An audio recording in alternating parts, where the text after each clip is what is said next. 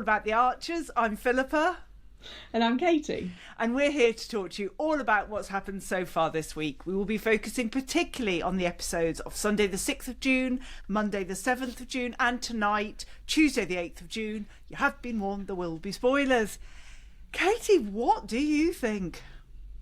Well, we've got a bit of an Amber Alert, haven't we?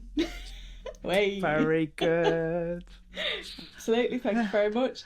Well, yeah, I'm in a proper roller coaster with her, because one minute she's driving me up the wall, and then tonight I've loved her. I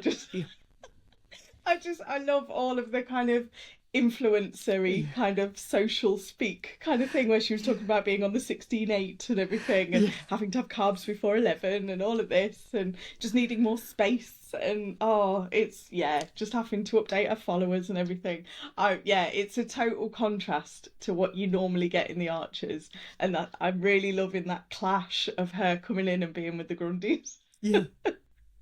How are you feeling? Yeah, I'm loving her as well. I mean, you know, some of the stuff she comes out with is so bad. You know, it's always the poor people who are sensitive and the rich ones are so mean, just like Amber.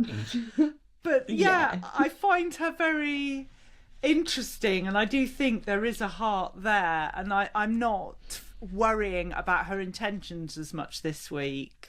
Oh, I don't say I trust her. There's nothing there about trusting her at all. No, I think she's hilarious, but I do not trust her at all. She's, there's certain predictions coming up. But okay. Exciting. Oh. But no, she's kind of gone between my faves and flops. I have really enjoyed her and the excitement, and when they were saying about moving in with Clary, the squeal that she did, it was brilliant. Loved her. And how she said, you know, we only had a cleaner once a day, you know, I just thought that was brilliant. Exactly. The other bit of social stuff that I've really liked this week was Kate texting Lillian constantly, and how annoying it actually was to listen to constantly be coming in while Lillian was trying to talk to Neil, especially at the cemetery. It was just, it was brilliant the way you could tell how annoying it was, because it was just getting in the way constantly of what she was trying to do and say. But you're coming so far, so I was thinking Kate could only have typed like one letter. Maybe she was doing one letter at a time to come through. There was no space to even do a sentence unless she's got some sort of speed typing. But I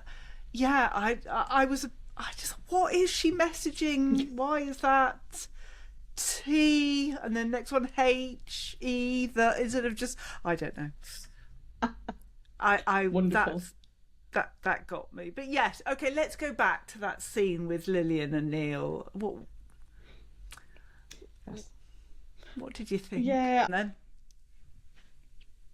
I'm just a bit worried about Lillian. She just, I don't know, she's got no one, because she said, I've got no mum, no Jenny, and no one for advice. I really worry about her and who she's going to turn to, because she's got Linda, and she's maybe not relying on Linda as much as she could.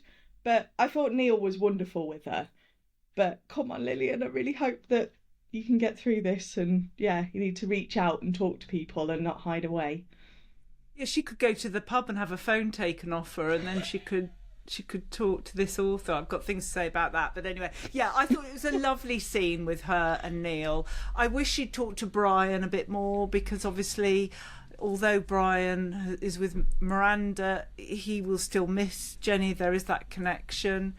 I mean, according to Jazza, maybe Lillian could talk to Martin and maybe they could help each other through it. Well, absolutely. I don't know. But yes, that was a lovely scene. I did like that. What other faves or flops did you have this week? One of my faves is all the pub and music chat at the minute. I'm loving the sound of Dross, because I wasn't around for the first incarnation of Dross, so looking forward to the next one. So that's all exciting, and a bit of music and a bit of social side of things. So it's been fun with the pub, but one of my flops is it's not the taking away of the phones, because yes, going to the pub and not having your phone out is lovely, but they're very much at risk of turning into a bit of a Sam Smith pub. And I don't know if you know about those pubs, but you are not allowed phones, tablets, laptops, anything. It's really strict. You can't have them out. if you want to make phone calls, you have to go outside and things like that. There's no swearing, no telly, no music. Like, they're hard work. I won't go into one because I find it really stressful because it's not relaxing. Does this relate to Sam Smith the singer, or is it something completely different? No, totally different. Yeah, totally different. But no, it's a chain of pubs, and yeah, if you go in one of them, no getting your phone out, and yeah, there are a lot of rules. They're not a wonderful pub chain, I don't think, personally. But also, I do love not having phones out. But let's not turn into a Sam Smith pub, Kenton. Yes, I have mixed feelings about it. I like the idea of not being on my phone because when it's there, it's just obsessive, isn't it, really? So I like the idea of it. And I like the idea of being asked to sit down and talk to a local novelist. Why have we not heard of Drew Clunes before? I mean, Martin Clunes is a huge fan of The Archers, so I didn't know if they were putting that in there as sort of homage to him. But I don't know. What sort of books does Drew Clunes write? Is he local Spy memoirs, cozy? Oh my goodness, he's writing about Joy being in witness protection. There we go. Right, we've solved The Archers. It's done now. That is the end. But no, that would also drive me up the wall, having my phone taken off me and then being forced to speak to someone I don't know. No, thank you. No. I'm fine if I'm sat with my friends or I'm on my own with a book. But no, I am not being forced to speak to somebody else. Thank you very much. Unless for me it's an author, and then I'll be fine. I'll pity the author because they'll be wanting to get away. But yes, no, I agree. What other flops did you have this week? Joy feeding the cat the leftover food in the kitchen. I'm sorry, but where's the training? Why is she suddenly allowed to run a kitchen? Well, she's helping in the kitchen, but she's pretty much running the joint now, running Ambridge and Borsetshire. But come on, you don't feed an animal the scraps, whether it's at the door or in the kitchen. I couldn't tell what she'd done previously, but come off it. Yes, one of my flops is Joy's now the principal carer for Tortoise the cat, which I just think... Dear, oh dear. And quiet totally egg making tonight, that was a flop of mine. I mean, is egg making or egg cooking really a loud occupation? Well, I guess how vigorously you whisk it if you're going to mix it up for scrambled egg, but just do a boiled egg if you've got to do it quiet. Yeah, that was perplexing. What did you think about Eddie and his his skills in the pub of getting an extra pint and bag of crisps? Awful. Terrible. It drove me really up the wall. Eddie really winds me up. I know sometimes we're supposed to kind of find it, I don't know, charming, bit funny or whatever, and Eddie. But come on. And the fact that Jolene and Kenton fell for it, because they know Eddie. You know what he's going to try, and you'd just be like, come on. No, not this time. It's not like he's a new character and no one knows what he's like. No one can trust him. I didn't think Kenton had fallen for it. I just thought, first of all, he couldn't be bothered. You know, he didn't really have the option. But by the time of the bag of crisps, you know, they do worry about their profits, but Jolene's just handing out another bag of crisps. They're definitely not kettle chips, are they? They've got to be the cheap bags, because otherwise you'd be like, no, you're not having another bag. Yes, just get one from under the counter that's past its use by. There you go.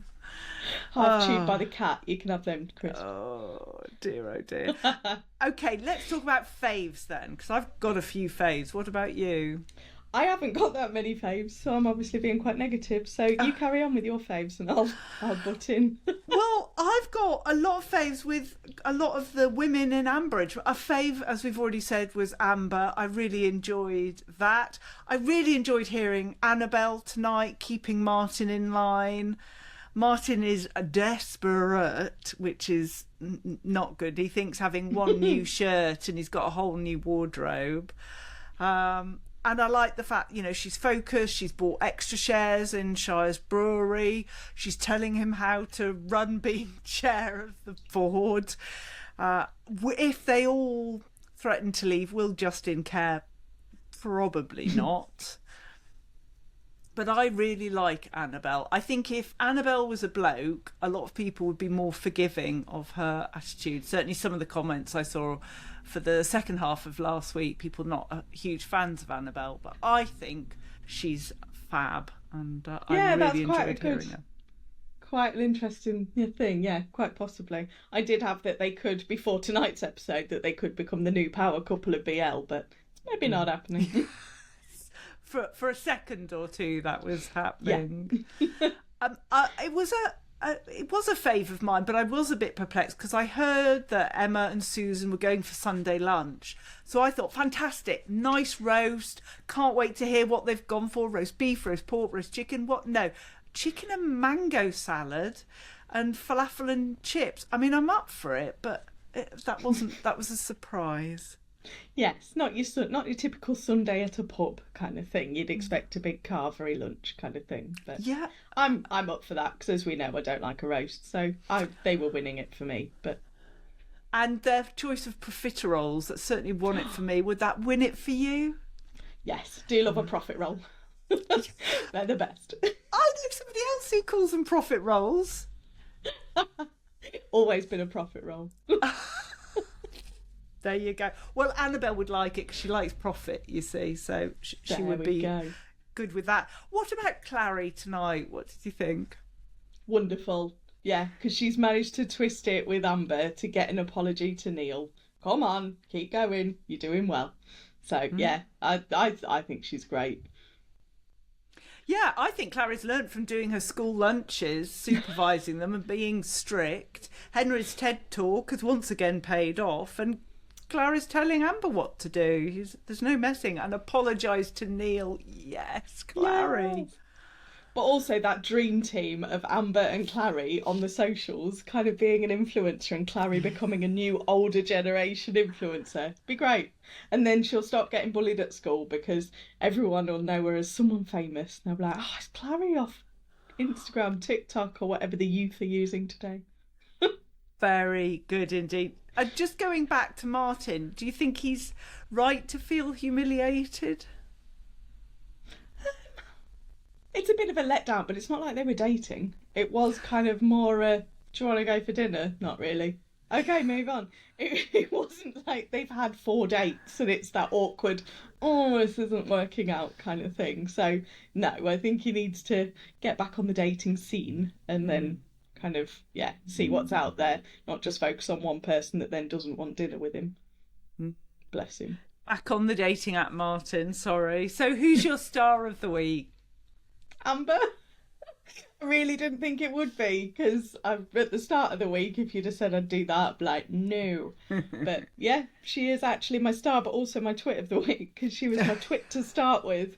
And that was all that was written there with Amber using the Grundies and her whole kind of, hi guys, and that. But yeah, now she's in my fave, my star. And I've just put Amber, wonderfully annoying. Yes, I put Amber, then I put Annabelle tonight, and then I've ended it with Clary ! So wow. the women of Ambridge all together. My twit, you said your twit's Amber as well. My twit is Martin. Too desperate, Martin. No. Bless have a word him. With yourself. Predictions. I've got it's all mainly around Amber. There is a slight obsession going on. Well, I think she's slightly obsessive. I don't know whether there's kind of stalkery things going on. I think did Lauren say it last week? I think someone said it. I don't know. There is something where it's a little bit too intense kind of thing.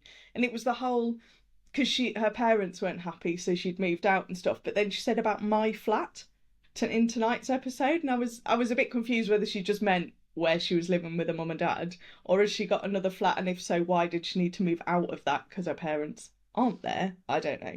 But I think it'll be a quick engagement to annoy Susan and Emma, very quick wedding to keep the interest on the socials, and is there going to be a quick pregnancy going on when George is out and they get a bit excitable?